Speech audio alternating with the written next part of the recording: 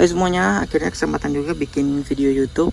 Jadi gue di sini mau jelasin tentang cara pembuatan jaririum, terus perlengkapan tanaman, pasir, serta air-air yang bagus untuk ikan-ikan tuh gimana. Abaikan aja backgroundnya yang berantakan ini, katanya ini deket gudang. Terus juga ada orang lagi pembangunan di belakang rumah gue, jadi agak berisik. Yang pertama gue jelasin dulu dari toplesnya. Ini toplesnya gue beli di toko dekat rumah, ukurannya 3 liter. Gue nggak tahu namanya apa, karena buat kalian yang mau nyari ini persis banget seperti ini, sepertinya nggak bakalan ada, karena sepertinya ini import dari Malaysia. Karena gue tinggalnya di Batam, di Tanjung Pinang, dan deket dari Malaysia ataupun Singapura. Batam sama Tanjung Pinang tuh sebelahan kota ya. Jadi sepertinya toko-toko di sini juga banyak import barang dari Malaysia ataupun Singapura. Jadi buat kalian yang mau cari, coba aja ke toko-toko terdekat ataupun di e-commerce marketplace, kalian searching aja toples Hermetico ataupun Bormioli. Jangan nanya gue lagi yang bulat-bulat ini nggak ada bang, yang bulat ini nggak ada ya, karena gue nggak tahu. Coba kalian cari yang nggak harus kaca juga sih. Kalau kalian mau plastik boleh juga. Ini ukuran 3 liter. Oke, lanjut ke pasir. Di sini gue pakai pasir Malang buat jararium ini. Pertama disclaimer dulu, informasi yang gue jelasin di video ini bisa lebih, bisa kurang, bisa salah, bisa benar. Jadi ini hanya berdasarkan pengalaman pribadi selama membuat jararium. Oke. Ini pasir Malang ini gue beli secara online di Shopee, harganya cuma 3.000 ataupun 5.000. Sebenarnya bisa juga beli di kota kalian, di kota gue juga ada, tapi harganya lebih mahal, sekitar 15.000 buat segini doang. Sedangkan di Shopee cuma 3.000 ataupun 5.000. Jadi kalau kalian punya voucher free ongkir, mendingan beli di Shopee atau Tokopedia. Selanjutnya itu soil. Soil ini bagus karena dia pabrikan, jadi udah dibikin secara dengan baik lah. Pokoknya pasir ini mengandung nutrisi tuh kan bisa baca sendiri, terkandung media aktif yang cocok untuk tanaman, udang, dan akuarium lainnya. Jadi untuk jararium ini udah sangat baik lah untuk versi mini. Kalau kalian nggak mau pakai soil ini, harganya gue beli 25.000 di Shopee juga. Searching aja nih Ultimate Soil. Kalau nggak mau pakai soil ini bisa juga pakai pasir Malang doang ataupun pasir silika, bisa juga pasir Bali. Disesuaikan aja nantinya sama tanaman yang bakalan saya pakai.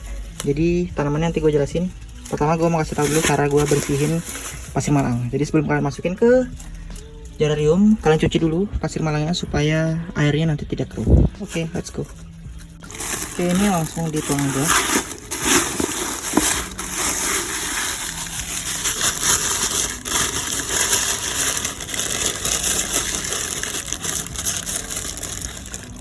Udah, kalian tuang. Ini gue diparek biar keselokan biar. Nah, terus kalian siram-siram aja. Tapi harusnya yang kencang karena biar pasir-pasirnya itu angkat. Tuh kalian lihat ini kotor banget. Terus kalian buang.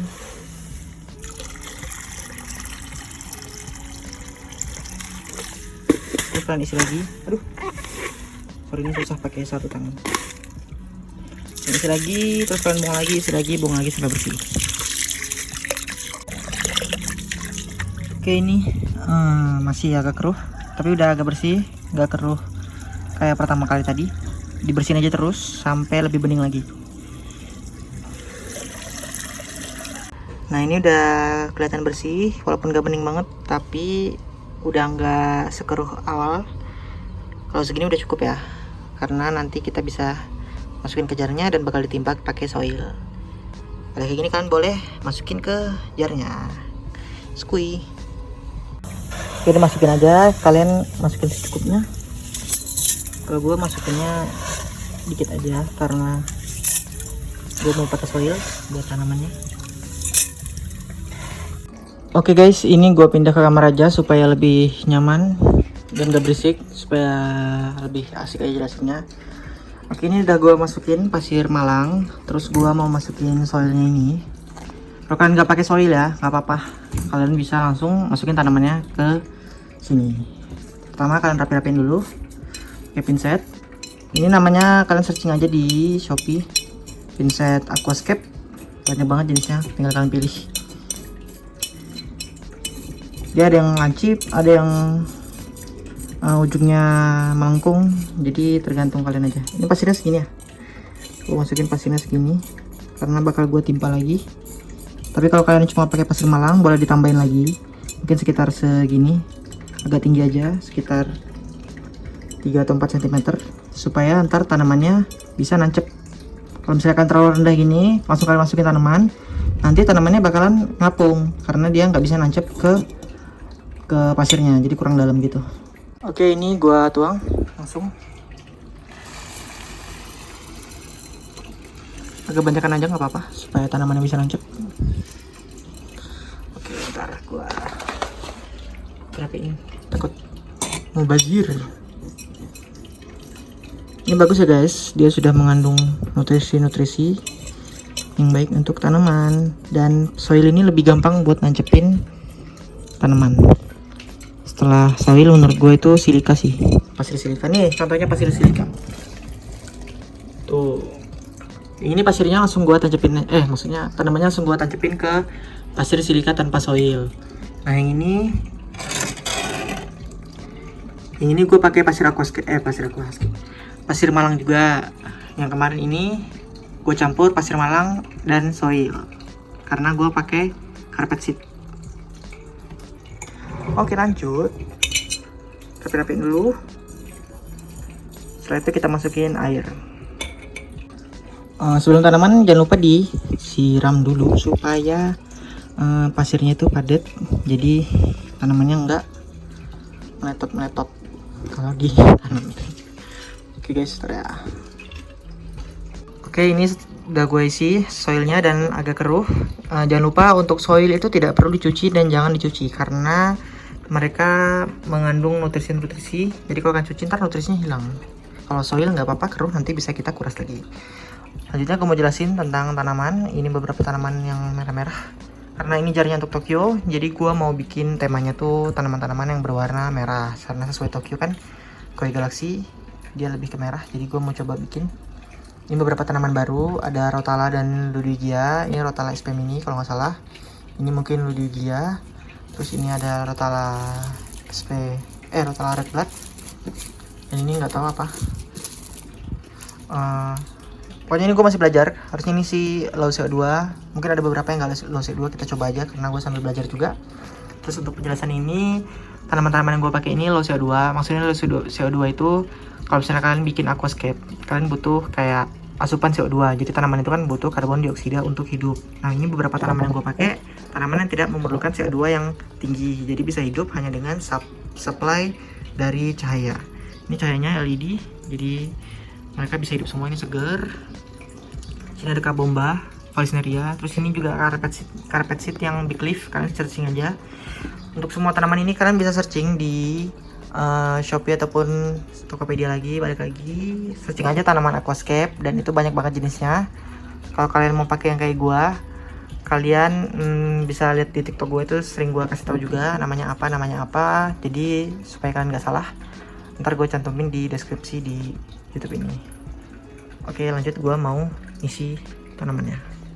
Oke, ini akhirnya gue tambahin soilnya dikit dan airnya lebih tinggi lagi. Ini gue tancepin. Bismillah.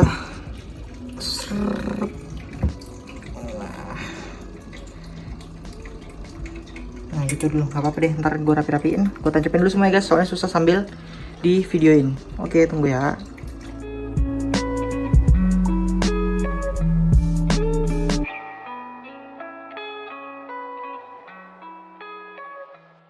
Oke, ini setelah berjam-jam mencoba menanam tanaman karena agak sulit. Ini jar tempatnya tutupnya kecil, jadi harus ekstra untuk nanamin tanamannya.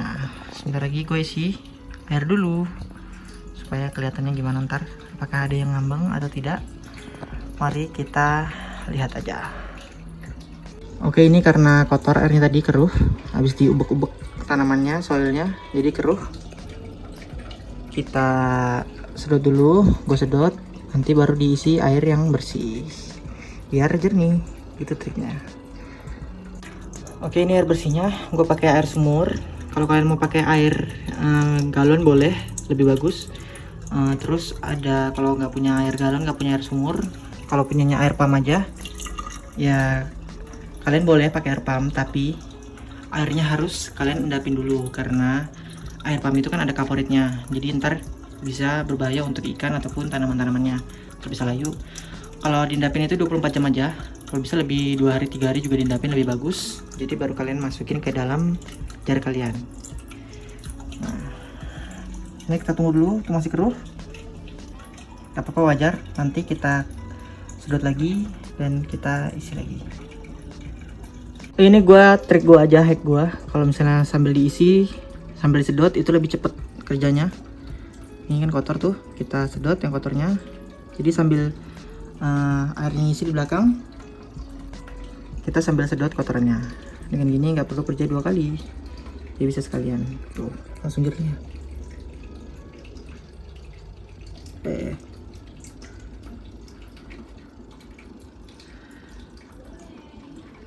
Hai teman-teman, jadi ini setelah diisi air yang bersih tuh, bisa kalian lihat sendiri.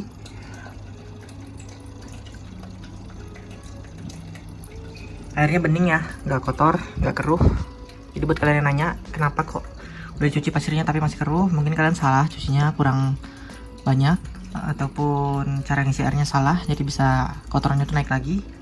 Nih kalian ikutin aja yang ada di view gue di sini. Buat kalian yang bingung ataupun masih ada pertanyaan lagi, bisa komen aja. Sekarang kita isi Tokyo, saatnya dia pindah ke jar yang baru. Kita ambil dulu. Oke, kita ambil Tokyonya. Tuh dia udah kesepian, kita ambil pakai cup. Aduh.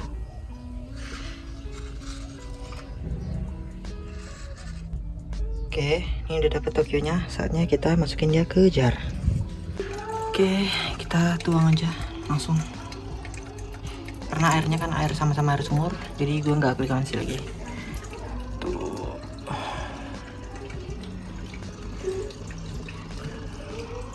Dan ini jangan lupa kasih vitamin. Ini gue beli berapa ya, 8.000 atau 10.000 di Shopee. Searching aja namanya Fishtality. Searching ya guys, jangan males guys. Kita masukin dia. Ini vitaminnya gunanya untuk apa ya? Untuk itu pokoknya. Kasih aja 2-3 tetes. Oke.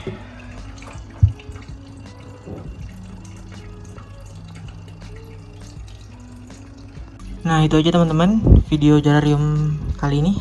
Sebenarnya gue pengen cerita lagi mengenai substrate dan ikan-ikan yang bisa hidup tanpa oksigen, tapi sepertinya nanti terlalu panjang, jadi video kali ini fokusnya ke bikin jararium doang. Kalau misalnya kalian ada pertanyaan ataupun kurang jelas, kalian bisa komen aja di bawah. Jadi jangan lupa subscribe, like, dan aktifin bel notifikasi untuk video-video selanjutnya. See you.